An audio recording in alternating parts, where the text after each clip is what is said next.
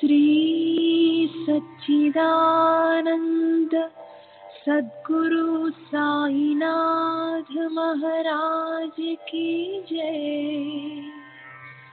सद्गुरु श्री साईनाथुनि शरद बाबूजी की जय। సాయి వంటి దైవంబు లేడోయి లేడోయి, ప్రజలందరి నోట సాయి నామం పలకాలి, సర్వత్రా సాయి రూపం రంజిల్లాలి, ముజ్జగాలు సాయి మహిమతో ముప్పిరి గొనాలి. సాయి పదరవళులు మన హృదయ కుహరంలోని నిశ్శబ్ద నిశీధిలో ప్రతిధ్వనించాలి. ప్రణవనాద వీచికల్లా సాయి జ్ఞాన సౌరభాలు సర్వత్రా వ్యాపించాలి. ఆ సుజ్ఞాన సౌరభాల ఆస్వాదనలో మన మనసులు మత్తెక్కాలి. సాయి ప్రేమామృత ధారలు అంతటా నిరంతరం వర్షించాలి. ఆ ప్రేమామృత ధారలలో తడుస్తూ, ఆ జ్ఞాన సౌరభాల మత్తులో ఆనందంగా నర్తిస్తూ సాయి వంటి దైవంబు లేడోయి లేడోయి అని అందరూ ఏకకంఠంతో గానం చేయాలి. అదే నా ఆశ, ఆశయం, ఆకాంక్ష. అదొక మధుర స్వప్నం. ఆ స్వప్న సాఫల్యం కోసం శ్రీ సాయినాథుని అనన్య ప్రేమతో, ఆర్ద్రతతో ప్రార్థించటమే మనం చేయగలిగింది, చేయవలసింది. శ్రీ బాబూజీ.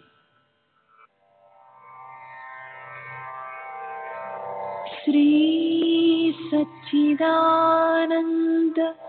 सद्गुरु साईनाथ महाराज की जय। सद्गुरु श्री साईनाथुनि शरद बाबूजी की जय।